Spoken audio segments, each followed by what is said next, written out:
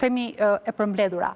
Sigurisht ju si gazetar keni të drejtën tuaj të zgjidhni cilën do nga këto 4 orë gjysmë bised apo të themi debat gjyqësor që është bërë në atë proces, por në 4 orët e tjera unë si njeri interesuar për shkak profesionit që e dëgjova dhe për shkak se do të vija në mënyrë të posaçme se do të vija në emisionin tuaj dhe për respekt sigurisht të shikuesve po edhe të emisionit e ridëgjova përsëri të gjithë seancën duke dëgjuar argumentet e të gjitha palëve dhe ky ishte një fraksion jo thelbësor i të gjithë zhvillimit të procesit. Mirë, atëherë dalim tek thelbi diskutimit. Thupi, ju toni që kërkesa e gjykatësve dhe prokurorëve është e drejtë dhe e bazuar në ligj? Është kërkesë. Gjykatësit dhe prokurorët interpretojnë që kërkesa aty është e drejtë dhe e bazuar në ligj. Por në fund ditës do jetë gjykata që do ta vlerësoj. Ajo që mund të ndodhë ose që duhet kishte ndodhur, ajo që kam parapranuar se janë dy gjëra.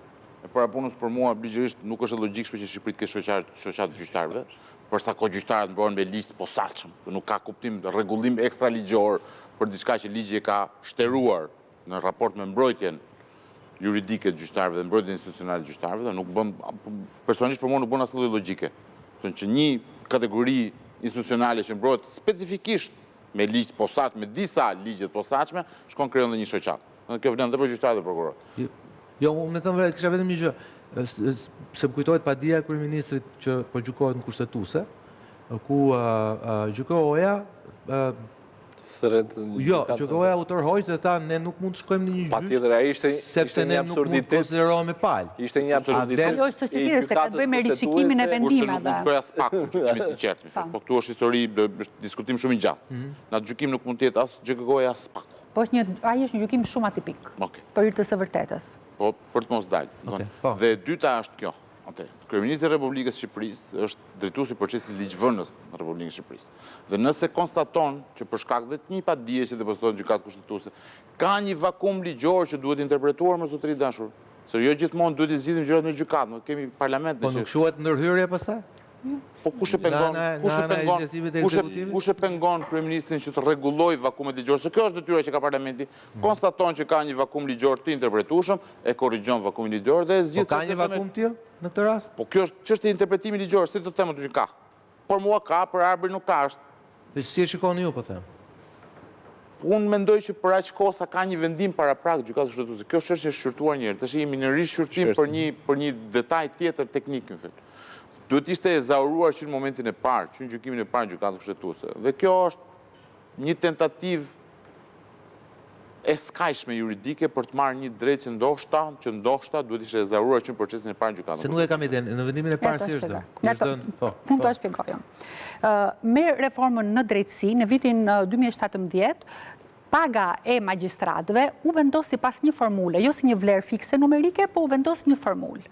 Një formulë e cila në vetvete kishte element fiks dhe element variabël. Elementet variabël kishin të bënin me vjetërsinë e gjithë secilit, me edukimin e gjithë secilit dhe me pozicionin që ky person mund të kishte, domethënë në cilën gjykatë të ishte që një përqindje më të madhe për të marrë të pagës, por ajo që ishte më e rëndësishme në rastin konkret kishte të bënte me një pagë bazë që konsideroj një referencë e caktuar. Në vitin 2017, kur u miratua ligji, vetë qeveria, që ishte dhe hartusja e ligjit, propozusja e ligjit, sigurisht edhe miratusja, në ligj caktoi si referencë një pagë dhe një kategori të caktuar të nivelit më të lartë drejtues në Këshillin e Ministrave. Pra punonjësin më të lartë të shërbimit civil në Këshillin e Ministrave. Që në atë rast ishte sekretari i përgjithshëm. Ajo e tha me kategori dhe me klasë. Çfarë ndodhi në ndërkohë? Pati një debat shumë të madh që të shtyej në kohë rritja e pagave. Dhe pagat nuk u rritën në 2017, por thanë, pagat do rriten pasi gjyqtarët e kalojnë vettingun dhe do të fillojë rritja e pagave në vitin 2019. Shkoi kjo çështje në gjykatë kushtetuese, mbas përfundimit gjykatës kushtetuese të ligjit, u vendos që të gjithë gjyqtarëve pa diskutim të fillonte të rritej paga, do fillonte aplikimi i rritjes së pagës në vitin 2019. Duke qenë se qeveria u ndje se po u jepte shumë lek, çfarë bëri? Ndryshoi këtë referencën, ndryshoi VKM-n dhe në vitin 2019, kur filloi të aplikohej formula, s'kishte më të njëjtën vlerë kjo paga e referencës. Dhe kjo paga e referencës nga 153.000 të themi lekë që duhet ishte së bashku me vjetërsin ishte 112. Pa që aty u uli drejt për së drejti 20.000 lekë të reja pagën gjyqtarëve. Për këtë, gjyqtarë... Morali është dhe kjo, me qeveria në mënyrë të moralshme vendosi që shumë të moralshme vendosi që gjatë kësaj periudhe të bënte ndryshime në legjislacionin referues që të mos kishte atë klasën që u kishte dhënë atyre të drejtë.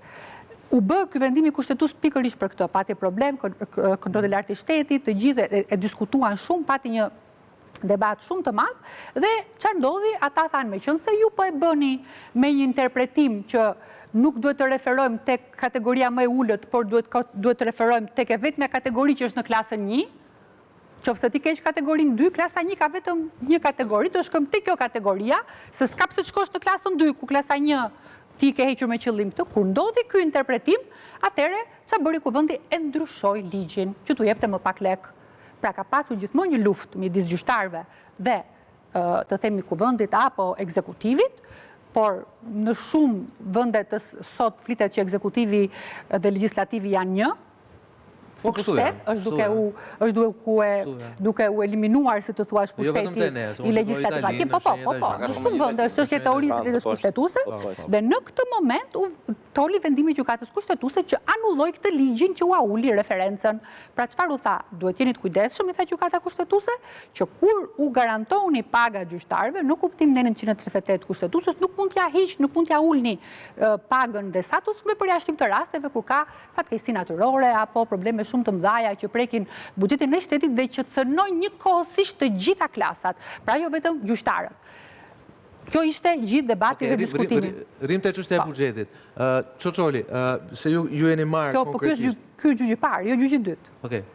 Po, tani u bë rritja e madhe e pagave për të gjithë popullatën e ekzekutivit. Paga minimale dhe rrogat në sektorin publik. U rritën të gjitha pagat në sektorin në ekzekutiv. Shumë mirë. Dhe jo vetëm në ekzekutiv, po dhe në institucionet e pavarura. Gjë e lavdërueshme, sepse kishte nevojë për të përmirësuar shpërblimi për të gjithë personat. Edhe do të futesh në rrogë, nuk futesh me ato rroga. Po, dhe nuk është absolutisht e pa lavdërueshme. Të kemi një status të posaçëm, të paguhemi në mënyrë të përshtatshme, të kemi të drejta dhe status jo në shoqëri vizavi profesioneve të tjera, për shkak se kemi shumë privime në jetën tonë, do duhet ishte i tillë, po shkojmë në gjykat dhe i themi, a e ka zbatuar në thelb këtë dispozitën e 138-s, apo ka bërë sikur e ka zbatuar dhe vendimin e gjykatës e ka bërë sikur e ka zbatuar. Dalim te kjo tek dinjiteti, sepse normalisht sigurisht ata profesioni i tyre është i vështirë. Rezerva kemi shumë, po do flasim këtë pak më vonë.